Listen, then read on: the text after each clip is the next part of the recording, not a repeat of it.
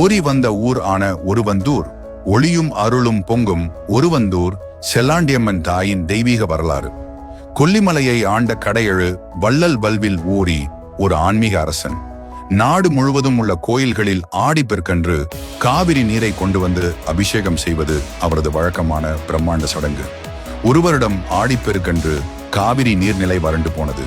இந்நிலையில் ஓரி மாசி மாத மக நட்சத்திர நாளில் அந்த சடங்கினை நடத்த முடிவு செய்தார். தன்னுடைய படை பரிவாரங்களுடன் காவிரி அருகே வந்த அவர் இரவில் ஒரு மர்மமான இடத்தில் தங்கினார். அந்த ஊரில் வசிக்கும் பூர்வகுடிகளிடம் இந்த ஊருக்கு என்ன பேர் என கேட்டார். அவர்கள், இங்கே இன்னும் பேர் எதுவும் கிடையாது. இன்று நீங்கள் வந்ததால் இப்பேரில்லா ஊர் இனிமேல் ஓரி வந்த ஊர் என அழைக்கப்படும் என்றனர். காலப்போக்கில் அது ஒருவந்தூர் என்ற பெயரால் அறியப்படும் நிலமாகியது. அங்கேயே ஓரி தங்கிய இடத்தின் எதிர்ப்புறத்தில் உப்புத்திட்டில் உப்பாண்டி, உய்யாண்டி, உக்காண்டி என்னும் மூவர் உப்பை காய்ச்சி உப்பு எடுக்கும் பணியில் ஈடுபட்டிருந்தனர். அப்பொழுது வானிலிருந்து ஒரு பொன்மயமான பந்து சுழன்று வந்து உப்பு திட்டில் விழுந்தது.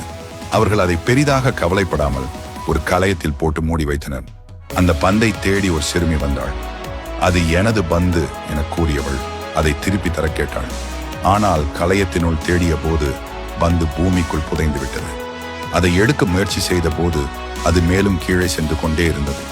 பந்தை கண்டுபிடிக்க காவிரியில் இருந்து கொண்டு வந்த புனித நீரை அந்த இடத்தில் ஊற்றினார்கள். அதுவும் பயனளிக்காத போது அந்த இடத்தை தோண்டத் தொடங்கினார்கள். அப்போதுதான் அற்புதமான ஒரு தெய்வ சிலை வெளியே வந்தது. ஊரார் அனைவரும் அந்த இடத்தில் பந்தல் அமைத்து தூப தீபங்களுடன் வழிபாடு தொடங்கினர். பின்னர் தெரிய வந்தது, இது யார் என்பதோடு வந்த ஒரு தீர்மானம். அந்த சிறுமி மற்றும் அம்மனாகிய தேவியின் 2 சகோதரிகள் பந்தாடும் வழிபாட்டில் ஈடுபட்டு யார் பந்து எங்கு விழுகிறதோ அங்கே அவர்கள் வாழ வேண்டும் என முடிவெடுத்தனர். மூத்தவளின் பந்து ஒருவந்தூரில், இளையவளின் பந்து பரந்தாடியிலும், காளியின் பந்து தொட்டியத்திலும் விழுந்தது. அதனால் மூவரும் அந்தந்த இடங்களில் குடியேறி அருளாட்சி புரிந்தனர். ஒருவந்தூர் செல்லாண்டியம்மன் கோயில் நாமக்கல் மாவட்டத்தில் அமைந்துள்ளது. இக்கோயிலில் அம்மன் 8 கைகளுடன் அருள் புரிகிறார்.